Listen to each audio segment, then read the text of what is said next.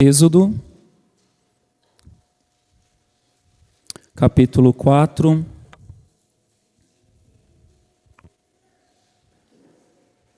Farei a leitura dos versos 10 até o verso 17 e depois peço que conserve tua Bíblia aberta para voltarmos os olhos na exposição. Nos diz assim a Escritura Sagrada.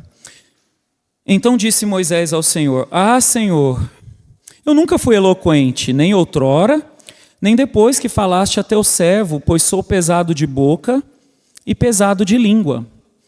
Respondeu-lhe o Senhor: Quem fez a boca do homem? Ou quem faz o mudo, ou o surdo, ou o que vê, ou o cego? Não sou eu o Senhor? Vai, pois agora, eu serei com a tua boca e te ensinarei o que hás de falar. Ele, porém, respondeu: Ah, Senhor, envia aquele que hás de enviar, menos a mim. Então se acendeu a ira do Senhor contra Moisés e disse: Não é Arão, o levita, teu irmão? Eu sei que ele fala fluentemente, e eis que ele sai ao teu encontro, e vendo-te, se alegrará em seu coração. Tu, pois, lhe falarás e lhe porás na boca as palavras. Eu serei com a tua boca e com a dele, e vos ensinarei o que deveis fazer. Ele falará por ti ao povo, ele te será por boca e tu lhe serás por Deus. Toma, pois, esse bordão na mão, com o qual hás de fazer os sinais. Amém. Vamos orar mais uma vez. Pai Santo, a tua palavra, ó Deus, já foi lida. E a tua palavra, ó Deus, ela é santa, ela é pura. Ela ilumina os olhos, ó Deus, ela é a lâmpada para os nossos pés. Ela é a luz para os nossos caminhos. Ó Pai, que nesse momento a tua luz, ó Deus, brilhe aos olhos dos seus filhos. Que o Senhor, ó Deus, como bom pastor, como o nosso Rei, como nosso eterno e supremo e gracioso Deus, esteja, ó Deus, bondosamente falando, Pai, a cada coração nessa manhã. Que os teus filhos e filhas, ó Deus, possam ser alimentados, ó Deus, diretamente pela tua boa mão. E que, ó Deus, o Senhor tome o coração do pregador, falho e imperfeito, para que tão somente comunique a tua verdade, ó Deus, ao coração dos teus filhos e filhas. Ó Pai querido, esteja conosco, ó Deus, nos abençoando, nos agraciando. É isso que nós oramos, Pai, em nome de Jesus Cristo.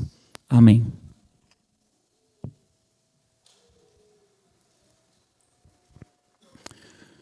Meus irmãos, quantas vezes você já se pegou recuando de algum dever que lhe foi passado? Muitas vezes nós temos algumas desculpas prontas. Algumas dessas desculpas são: não, mas eu não vou fazer esse trabalho porque eu não tenho o talento necessário. Talvez eu não seja um bom orador, então não consiga liderar determinado trabalho na igreja ou até fora da igreja. E você às vezes se pergunta: será que eu tenho o perfil adequado para fazer esse determinado serviço? Diante, às vezes, do chamado que todos nós temos, e aqueles que obviamente foram chamados para ser pais, têm esse trabalho para discipular seus filhos, para você ser uma testemunha no trabalho, para que você sirva na igreja. Muitas vezes a nossa primeira reação é olhar no espelho. Nós medimos os nossos recursos, nós pesamos as nossas habilidades e nós vemos que a conta ela não fecha. E qual é o grande problema deste cálculo? Não é necessariamente reconhecer que nós somos falhos, que nós somos vasos de barro, mas o fato de que, fascinados com a nossa própria incapacidade, como que apaixonados diante do espelho, pela nossa própria incapacidade, nós nos esquecemos de olhar para aquele que nos chama, para aquele que nos comissiona, para aquele que deu a nós o trabalho que ele quer que seja cumprido. E veja, é exatamente nessa encruzilhada que nós encontramos aqui Moisés no Monte Horebe. Mesmo após Deus se revelar como o eu sou, como eu sou o que sou, ou numa tradução hebraica boa, eu serei o que serei, ou seja, eu continuarei sendo. Mesmo Deus tendo se revelado, mesmo Deus tendo colocado diante de Moisés o plano de libertação e concedendo 3 sinais miraculosos a Moisés, que ele deveria fazer ao chegar ao Egito, ainda assim nós vemos um Moisés que permanece obstinado. Ele atinge aqui, nesse texto de hoje, o ápice da sua esquiva. Ele tenta transformar as suas limitações físicas e pessoais em uma barreira intransponível para a vontade do Senhor Todo-Poderoso.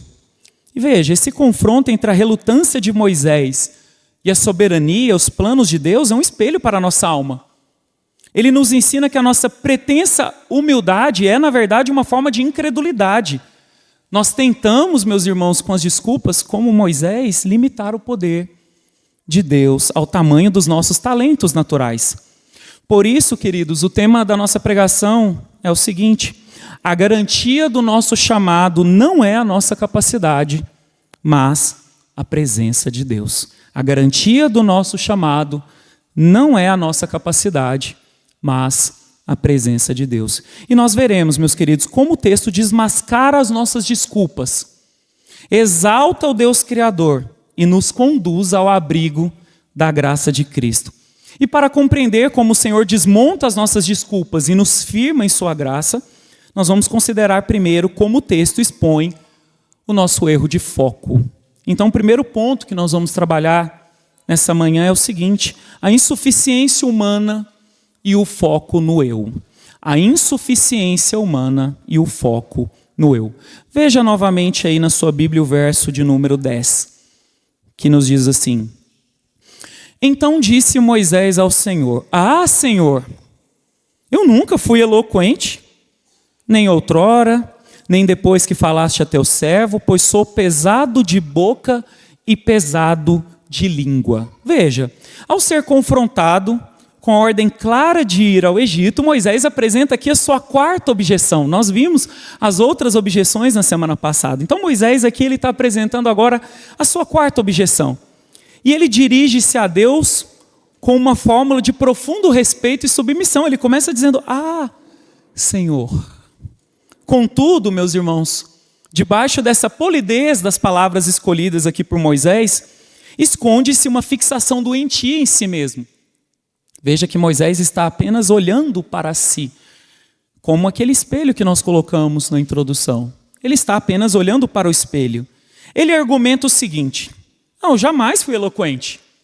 Tá, o Senhor está chamando alguém para fazer um trabalho, mas veja, olhe para mim. Veja, eu não sou eloquente.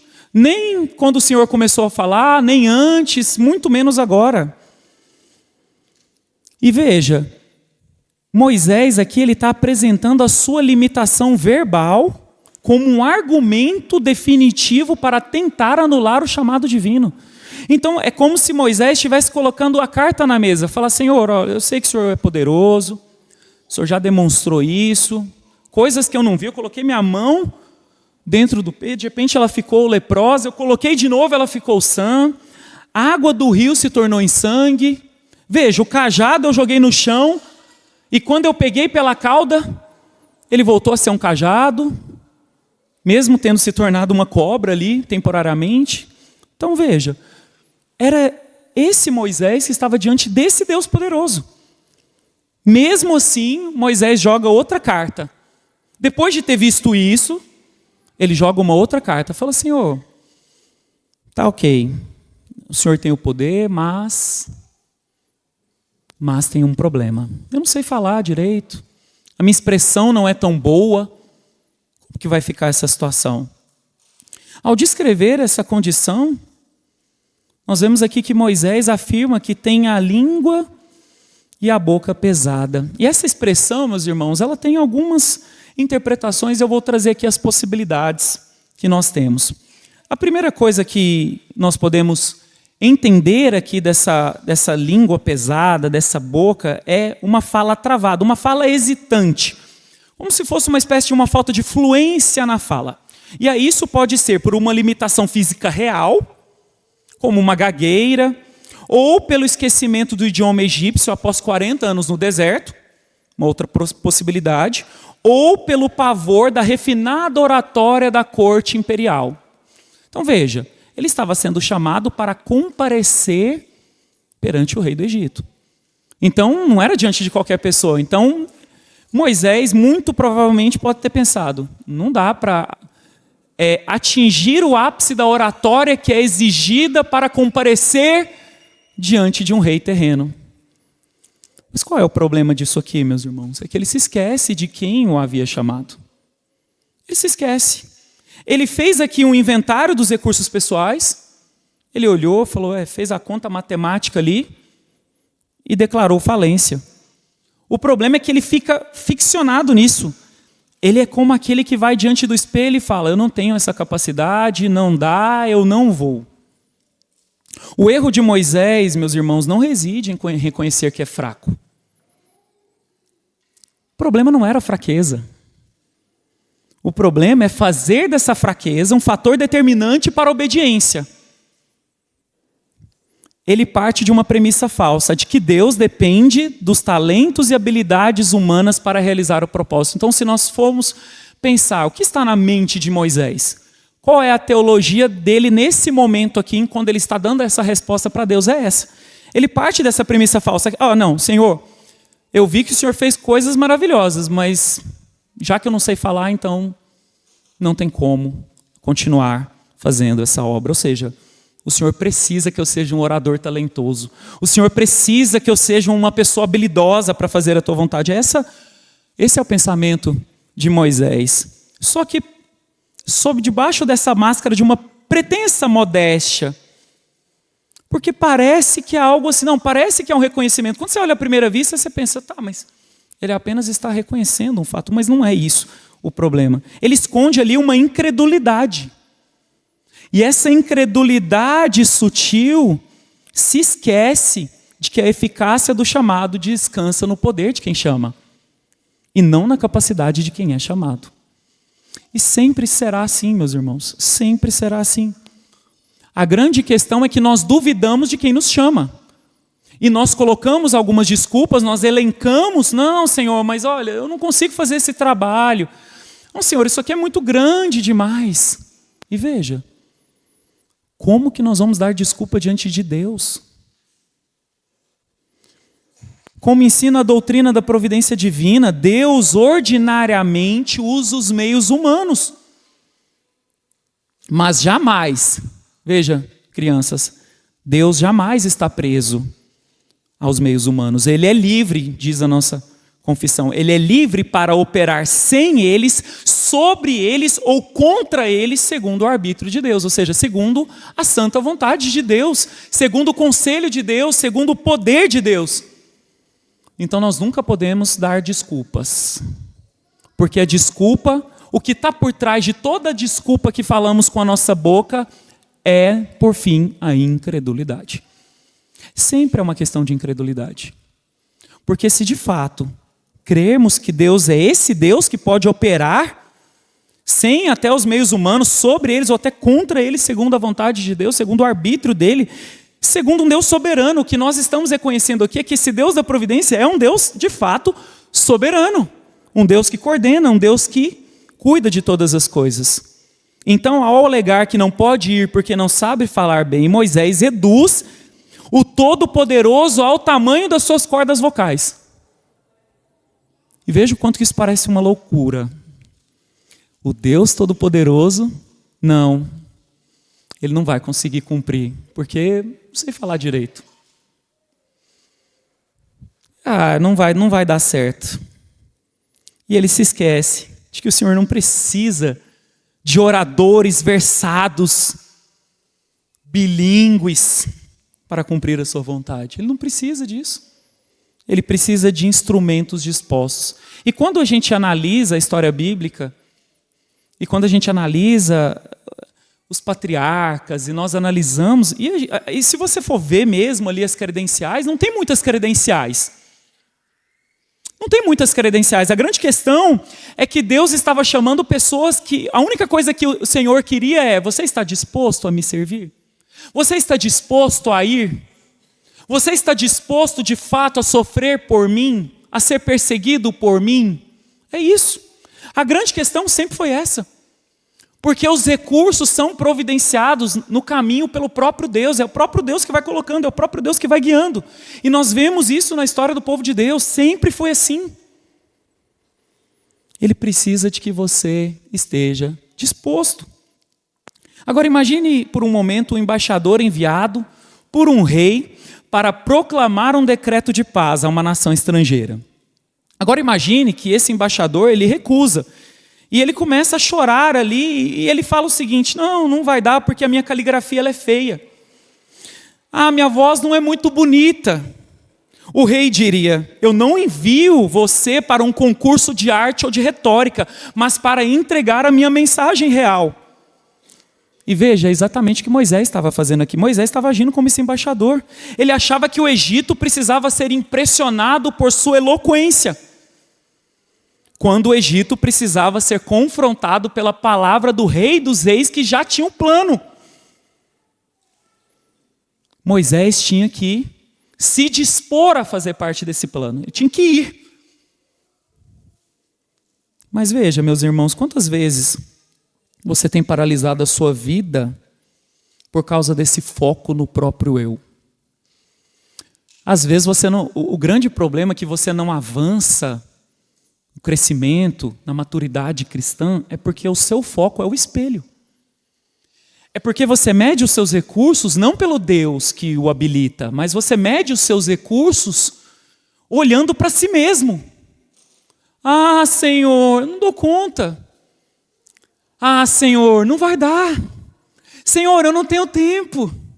Veja que ironia, né? O Senhor deu e criou lá 24 horas, 7 dias por semana, 365 dias por ano. Aí você chega diante do Deus criador do tempo e diz: eu não tenho tempo.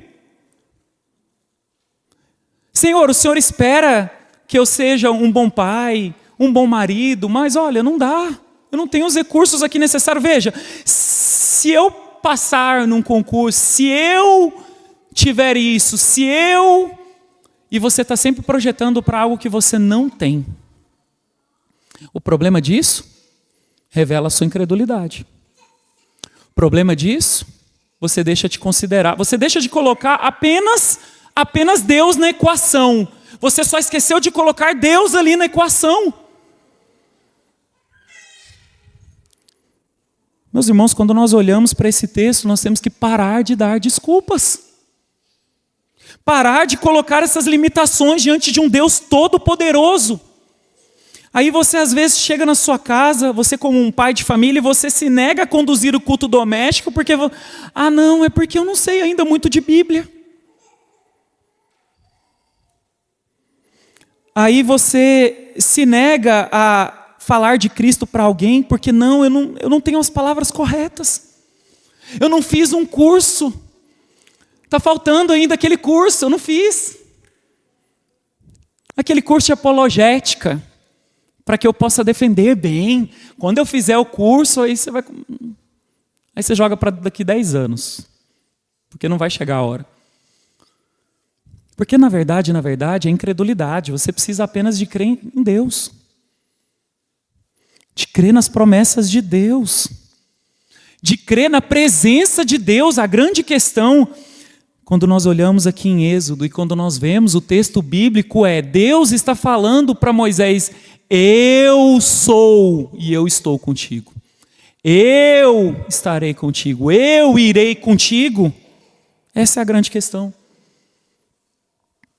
E será que você não está agindo exatamente como Moisés hoje? Olhando para o espelho e declarando que Deus é incapaz só porque você se sente fraco?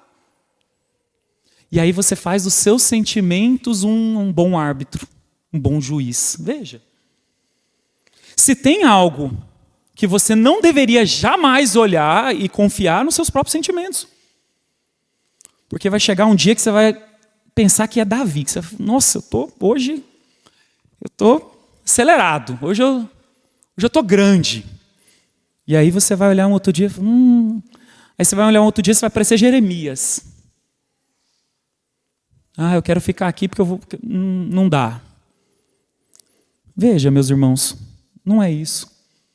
Enquanto não tirarmos os olhos do espelho e olharmos para o Criador, as coisas não vão mudar. Então, se você quer uma mudança genuína, uma mudança real no seu cristianismo, é parar de olhar para si mesmo, parar de medir os seus recursos olhando para diante do espelho e começar a olhar para Deus. Mas como? Como que de maneira prática eu posso fazer isso? Comece olhando para a palavra de Deus. A Bíblia. Porque só nela tem as palavras de vida eterna. Só nela, só através e por meio dela, você vai deixar de olhar para si mesmo e vai começar a olhar para o Criador, para o seu Deus. Pare de dizer, eu não consigo. Porque quando você diz isso, quem é que você colocou no trono da sua vida? Adivinha? Adivinha, quando você diz eu não consigo, quem é que está no trono da sua vida? Você. Você. Até quando você vai alimentar esse orgulho disfarçado de falsa humildade? Porque é isso. Não dá. E você vai continuar desobedecendo o chamado de Deus?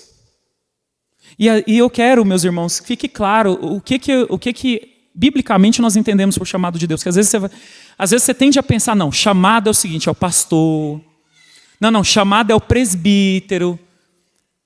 E mais o pastor. Não, chamado mesmo é o missionário, é aquele que deixa tudo aqui e vai para... Não, meus irmãos, você é chamado para ser crente.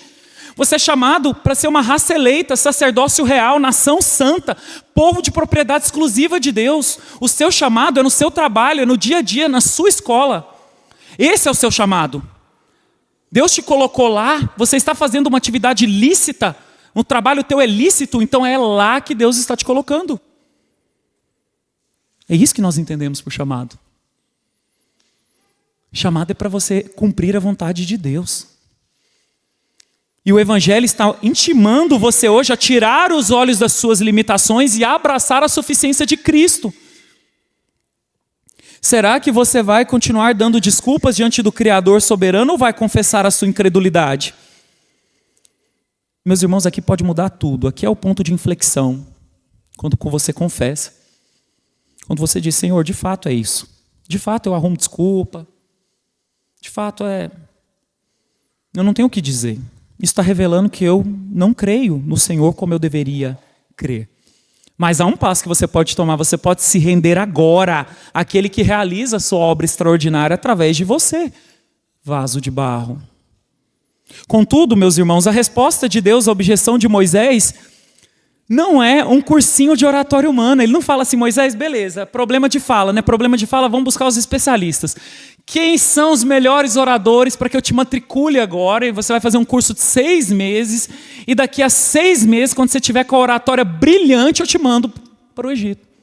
Não foi isso.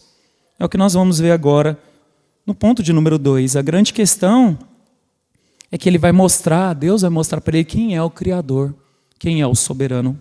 Nosso ponto de número 2, então, meus irmãos, é o seguinte: a majestade do Deus Criador e soberano.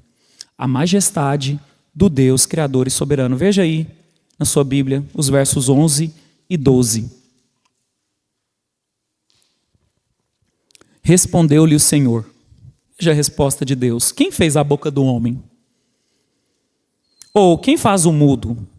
Ou o surdo? Ou o que vê? Ou o cego? Não sou eu, o Senhor? Vai, pois, agora, e eu serei com a tua boca e te ensinarei o que hás de falar. Talvez a resposta de Deus aqui não era o que esperaríamos. Talvez o que a gente esperasse, talvez o que muitas vezes nós esperamos hoje. Não, Senhor, é que eu tenho que fazer alguns cursos, eu não estou ainda preparado. Eu quero dar um testemunho do Senhor, mas não dá ainda. E o Senhor responde, quem fez a boca do homem? Quem fez o mudo? O surdo? O que vê? O cego? Não sou eu, o Senhor? Não sou eu, o Senhor? Vai, eu serei com a tua boca. Diante da queixa de Moisés, sobre sua incapacidade verbal, o Senhor não responde com condolências humanas. Coitadinho dele, né? Realmente, né? Mas com uma revelação avassaladora da majestade de Deus. Deus confronta a desculpa do seu servo fazendo perguntas retóricas que ecoam o trovão da sua autoridade criadora. Quando ele diz, quem deu boca ao homem? Não sou eu o Senhor? Com isso, meus irmãos, o Criador desmascara a insensatez da objeção, lembrando que nenhuma limitação física existe à margem do seu governo soberano. O que Deus está colocando diante de Moisés é uma equação simples. Moisés, eu que fiz a tua boca. Foi eu que fiz isso. Como você pode duvidar então? Se eu sou soberano. E em seguida o Senhor emite uma ordem direta acompanhada de uma promessa incondicional. Vai agora. Eu serei com a tua boca. Eu vou te ensinar o que você vai falar. Meus queridos, não tem uma promessa aqui de Deus transformar Moisés em um orador secular brilhante. E nem mesmo tem aqui a promessa de remover a hesitação. Não tem. Em vez disso, a garantia que nós temos aqui é de algo infinitamente superior. A presença pactual de Deus. É a presença de Deus. Deus está olhando para Moisés e está falando, eu vou ser contigo, Moisés. Moisés, eu estarei contigo, eu andarei, eu caminharei. Você não vai sozinho. Quando você estiver chegando lá no Egito, eu estarei lá. Ah, meus irmãos, essa é a grande questão. Nunca foi sobre a nossa capacidade, sempre foi sobre quem está conosco. Ele fala que ia habitar literalmente com a boca do mensageiro, ministrar a instrução exata. Ele fala, eu vou colocar as palavras que você tem que falar na tua boca. Literalmente eu vou falar para você e você vai falar. Eu vou te ensinar, você vai dizer as palavras que eu vou te ensinar previamente. Que garantia, meus irmãos, que mais poderia ter aqui? Que mais Moisés esperaria que Deus falasse para ele agora? E talvez o que mais você espera que Deus diga para você? Se ele está falando, eu vou estar com você. E essa dinâmica redentora ecoa por toda a Escritura. Nós vemos o mesmo padrão no chamado de Jeremias. Jeremias, ele também tentou recuar. Jeremias apoiado no fato de ser novo, de ser jovem. Ele falou, eu também não sei falar, porque eu ainda sou muito jovem, ainda não aprendi, eu não fiz uma faculdade, eu não fiz pós-graduação, eu não fiz o meu mestrado ainda, eu ainda sou novinho.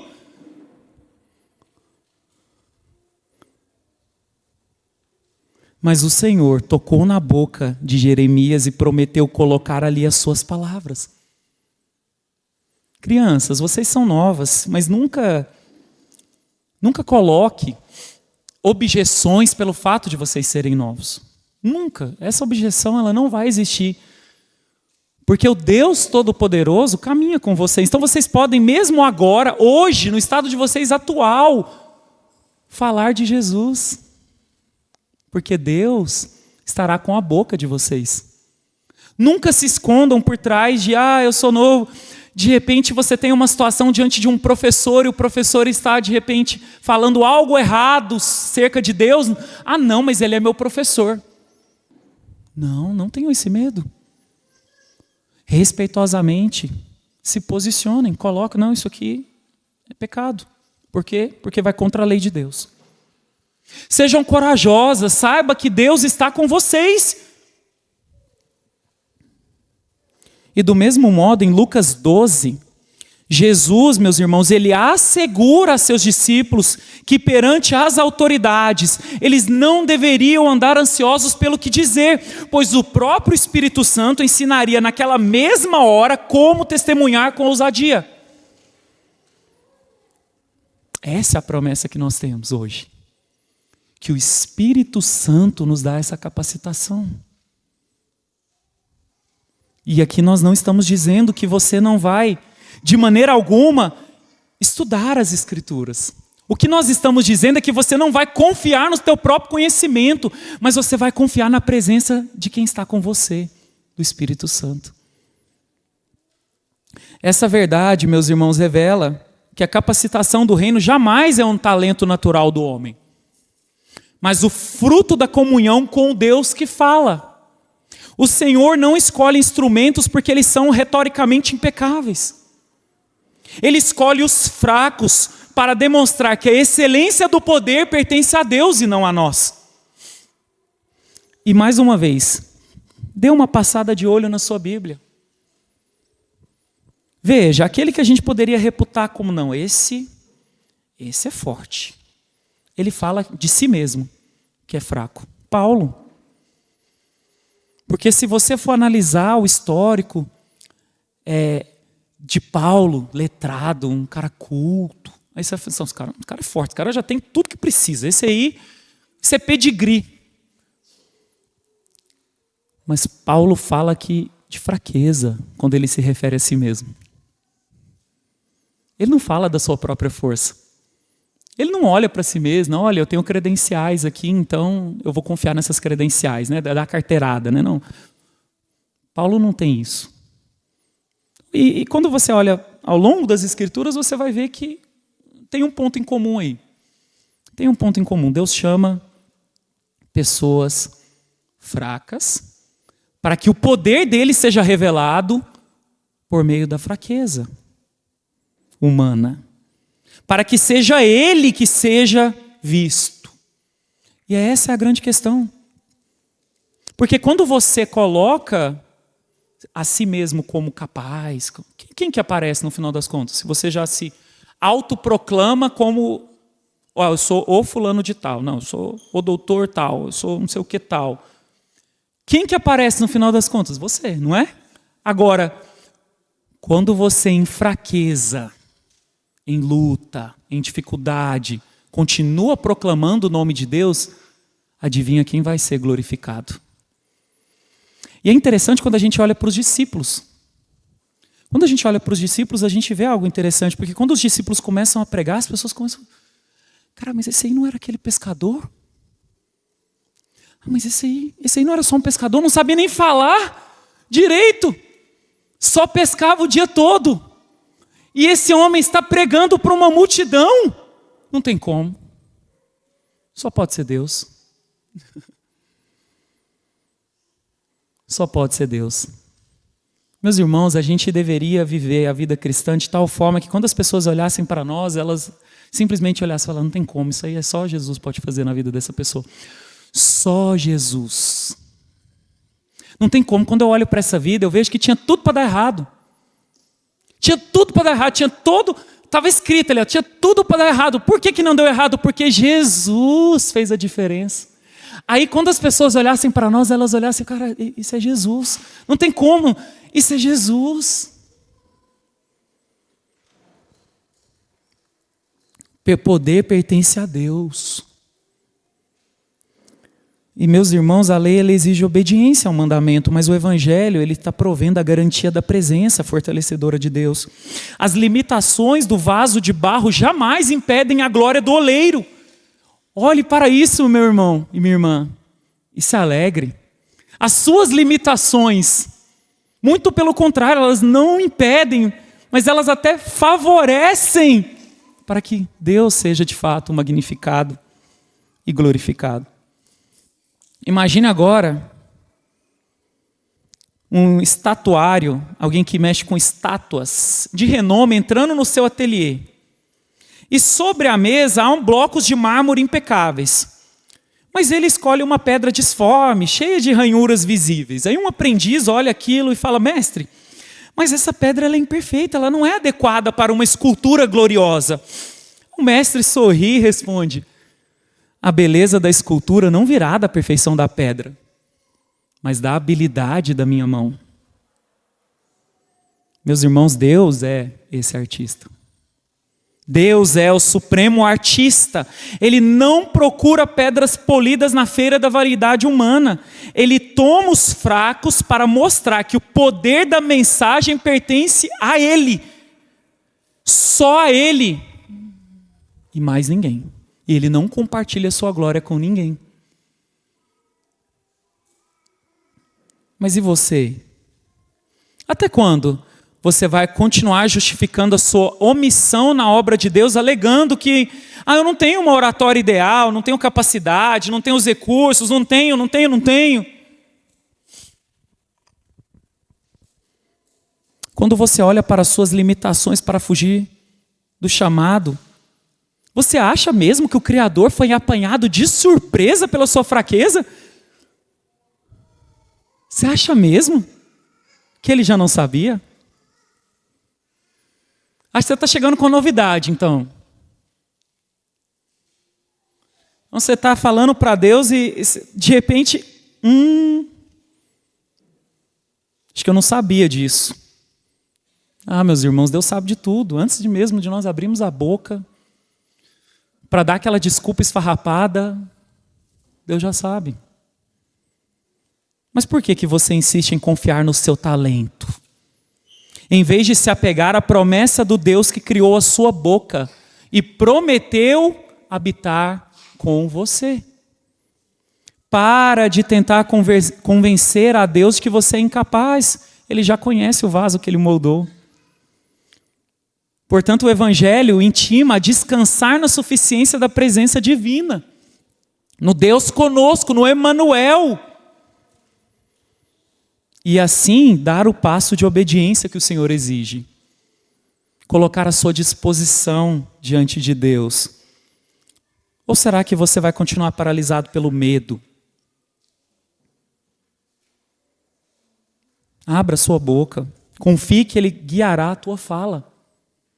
No entanto, meus irmãos, quando a promessa divina é oferecida e o homem continua a recusar, o texto bíblico nos revela a gravidade de um coração obstinado. Esse é o nosso terceiro ponto, que é o seguinte: a ira da graça e a provisão de mediação. A ira da graça e a provisão da mediação. Veja aí os versos 13 ao 17.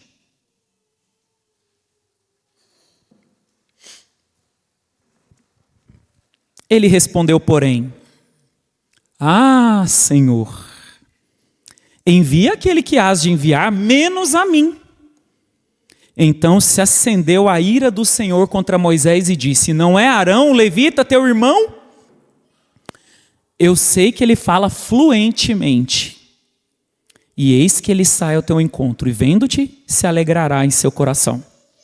Tu, pois, lhe falarás, e lhe porás na boca as palavras: eu serei com a tua boca e com a dele, e vos ensinarei o que deveis fazer. Ele falará por ti ao povo, ele te será por boca, e tu lhe serás por Deus. Toma, pois, este bordão na mão com o qual há de fazer os sinais. Moisés, meus irmãos, tendo todas as suas desculpas desmascaradas pela soberania do Criador, confrontadas pelo próprio Deus, finalmente ele deixa cair a máscara da sua suposta limitação e revela a dura realidade do seu coração. Quando ele diz assim: Senhor, aqui ele chega no fim, ele revela aquilo que de fato estava no seu coração o tempo todo, desde o início. Ele só vai fazendo passo a passo. Quando Deus vai tirando as desculpas, assim, Deus vai respondendo uma por uma, ele vai ficando sem saída. E sabe qual é a saída dele agora? A saída dele agora é o seguinte: Senhor, pode enviar quem o Senhor quiser, menos eu. Agora, escolhe um aí. Escolhe qualquer um, afinal o Senhor é Deus, o Senhor é poderoso, o Senhor pode escolher quem o Senhor quiser. Então escolhe outro, menos eu não quero ir.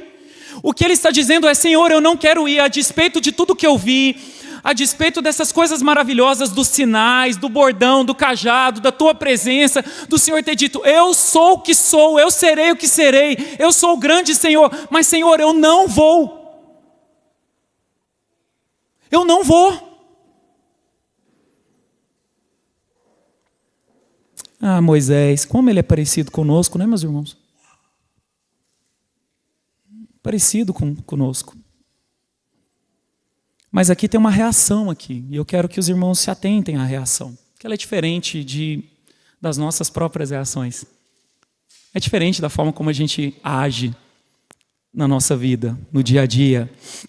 Mas veja o que acontece aqui. A reação é imediata e solene aqui.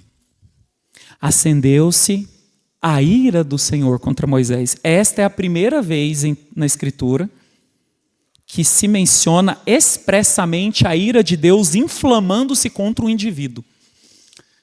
Pensa que é pouca coisa o que está acontecendo aqui? Não é pouca coisa, não.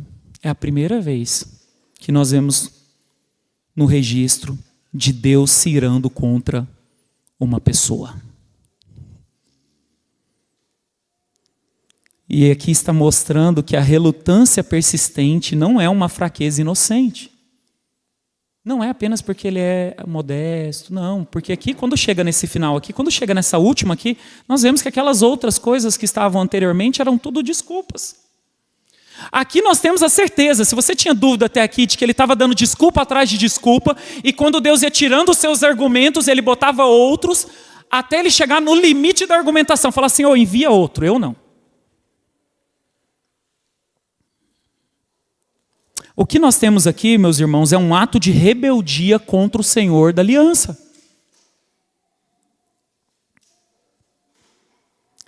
Mas aí tem sempre um contudo, um mas, que nos lembra muito, mas Deus, sendo rico em misericórdia. Meus queridos, aqui nós vemos o mistério da ira acompanhada pela graça. Porque Deus ele não consome Moisés. Talvez, com uma boa probabilidade de certeza, se fosse um de nós, pegaria Moisés pelo pescoço, não vai não, eu já te mostrei tudo, você tinha que ir. Como você não vai? Então você não vai não? Beleza então, vou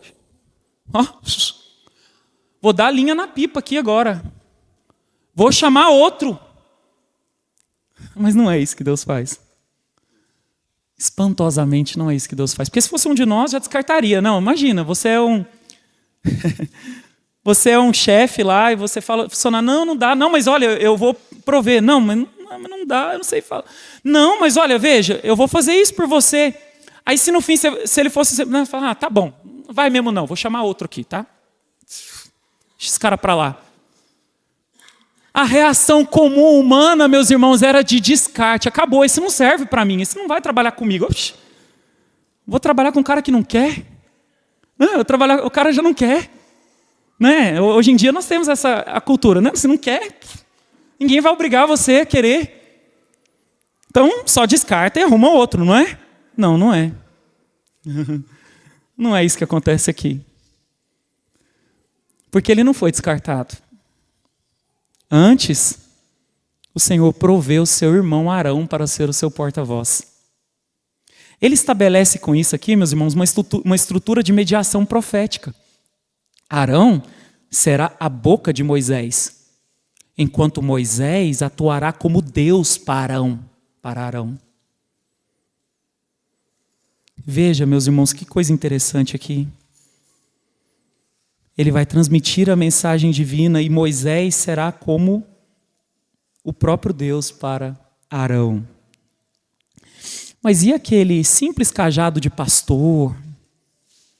Tomado por uma ordem soberana, ele vai se tornar um instrumento visível do poder e autoridade do Senhor. É um cajado que estava lá há 40 anos ali com Moisés. Ele já estava lá, um cajadinho ali. Mas ele se torna um instrumento visível do poder e autoridade de Deus para a realização dos sinais no Egito. É o mesmo cajado do pastor lá, de 40 anos ali em Midian. Meus queridos, essa cena ilustra a verdade proclamada em Provérbios 19, 21. Veja o que diz lá. Há muitos planos no coração do homem, mas o desígnio do Senhor é que prevalece. Que verdade é essa, não só sobre a vida de Moisés, mas também sobre as nossas vidas? Porque, veja, o plano de Moisés era que outro fosse enviado. Moisés já recusou, Moisés falou, não quero ir, acabou. Mas o propósito irrevogável de Deus era usá-lo nessa missão para resgatar o seu povo no Egito. E adivinha o que prevaleceu? prevaleceu a vontade de Deus. Como Paulo ensina em Romanos 11, 29, a vocação de Deus é sem arrependimento. Uma promessa divina irrevogável que não depende das oscilações humanas. Veja como nós temos aqui o Novo Testamento trazendo essa luz para nós aqui. É sem arrependimento, uma promessa divina irrevogável. A hesitação do homem flutua, mas a eleição e o chamado soberano do Senhor jamais recuam diante das nossas vacilações. E, meus irmãos, é isso que nos faz ter segurança. Você pode e deve ter segurança de sua fé, mas não uma segurança baseada na sua própria estabilidade, mas na estabilidade daquele que o chama, aquele que fez os montes. No Senhor que colocou as coisas, cada uma no seu devido lugar, separou águas de águas, que fez todas as coisas, o Criador. Agora pense numa ilustração simples, mas que nos traz riqueza. Pense num pai que pede um filho pequeno para carregar uma caixa. Essa caixa ela tem suprimentos vitais para a família. O menino ele olha para o tamanho do fardo, ele cruza os braços, ele emburra os lábios e recusa-se a andar. O pai, obviamente, repreende essa atitude rebelde, com firmeza no olhar. Afinal, a desobediência é algo grave. Mas em vez de abandonar a criança ou castigá-la destrutivamente, ele se abaixa, ele chama o irmão mais velho para segurar um dos lados, ele coloca a sua própria mão forte por debaixo do peso, dizendo, nós vamos caminhar juntos. Meus irmãos, é isso que nós temos aqui. Ele não descarta Moisés. Veja o que ele faz, ele chama, teu irmão não está chegando aí? Teu irmão vai ficar feliz de te ver. Vamos colocar ele na jornada. Mas além disso, aquela que eu já tinha te falado, que eu vou continuar, eu vou manter de pé, eu vou com você, eu vou caminhar com você, a minha mão estará com você. Eu vou segurar esse fardo também. Veja, meus queridos, a ira de Deus corrige a nossa rebeldia. E a sua graça provê os ombros, os meios necessários para cumprirmos o chamado de Deus. Mas e você hoje? Quanto tempo mais pretende resistir às ordens claras de Deus? Escondendo sua desobediência atrás de uma postura de esquiva. Às vezes o crente ele parece quase que aquele lutador, né? Não, mas Senhor, não vou fazer não. Opa, esquivei. Tem um trabalho ali.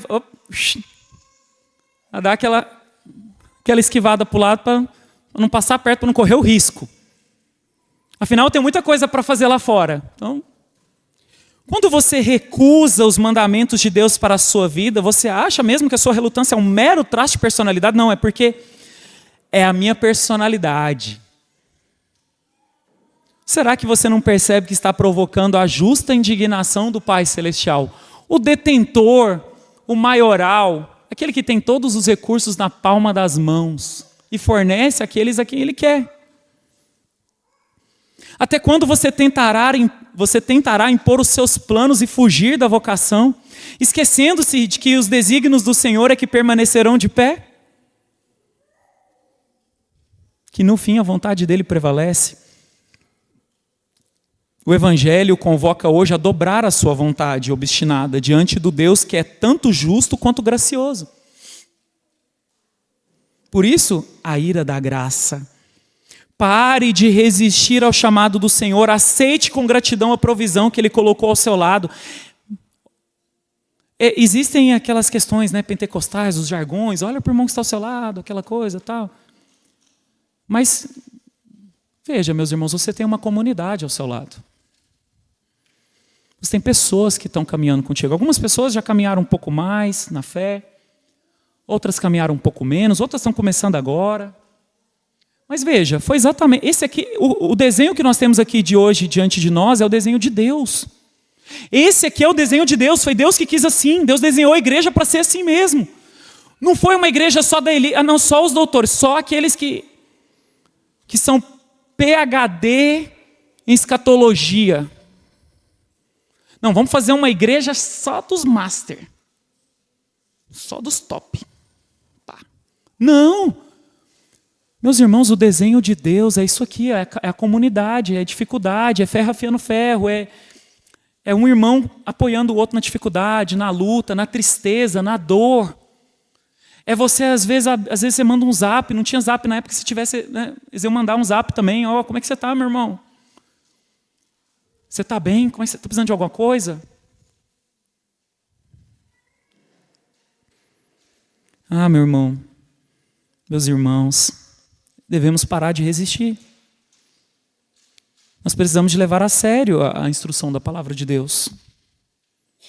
Ele nos chamou para servir o seu reino nesse mundo. Ele nos chamou para proclamar as suas virtudes, para dar um bom testemunho da fé. Não endureça o seu coração, não seja rebelde. Renda-se à graça daquele que não revoga a sua chamada e supre o que você precisa.